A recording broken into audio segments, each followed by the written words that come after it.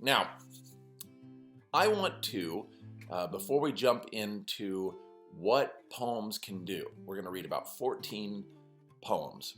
I'm going to read them, but I want you to read them at home too. But before we jump into that, I would like to do another one of those lists of what a poem is. And these are very subjective meanings. Again, this is from Edward Hirsch's book that I told you about yesterday.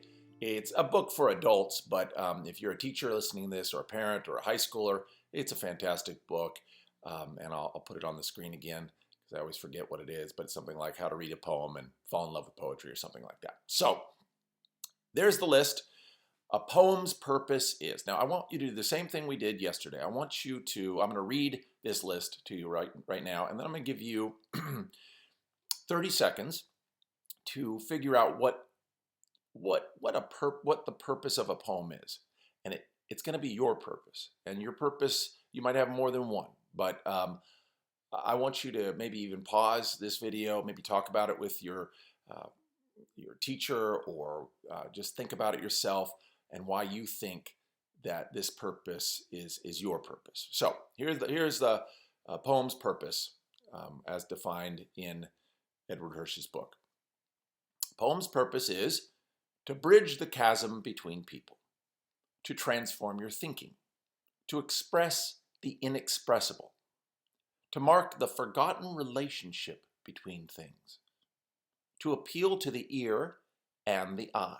Remember, I told you poems are not just meant to be listened to, they're meant to be looked at. They're pretty made things. To plunge us from the visible to the invisible. Think about that. The visible to the invisible.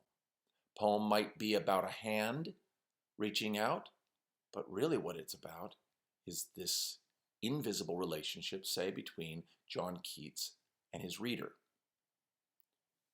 To alert us to what is deepest in ourselves, to give feelings their thoughts and thoughts their words. That's a good one. To offer a hand to other readers, those who are alive and those yet to be born. To help us see as God sees. That's a deep one. To make us see things with a shock of new recognition. Sometimes poems give you a shiver down the back of your spine. They make your hair stand on end, even if you don't have too much hair. And they sort of enliven the language in a way that other types of writing just does not. You know, you read a poem or you listen to a song, and it makes you think about something that you've probably thought about your whole life, love, or a flower, or the sky, or it could be a million things, and it makes you look at it in a different way and think about it in a different way, a way you've never thought about before. To wound and to heal, to inspire, to make it new, to make language new. All right, so I want you to take 30 seconds, pick one that you like, and then we'll come back and I will talk about one that I like, okay? So take time, 30 seconds.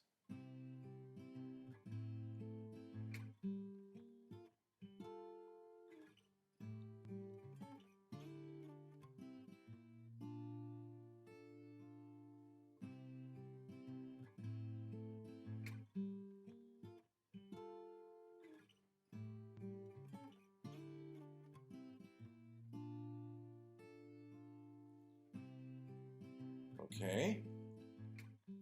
Hopefully you've written down a couple sentences, maybe to keep your thoughts together. All right. Well, I'll just tell you about the one I like. I mean, I like all these. I think they're beautiful, but I've already talked to you a little bit about a couple that I like, but I'll talk about one that I haven't mentioned. To transform your thinking. Number 2 there.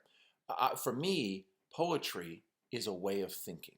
It's a way of helping me think, both when I write a poem and when I read a poem.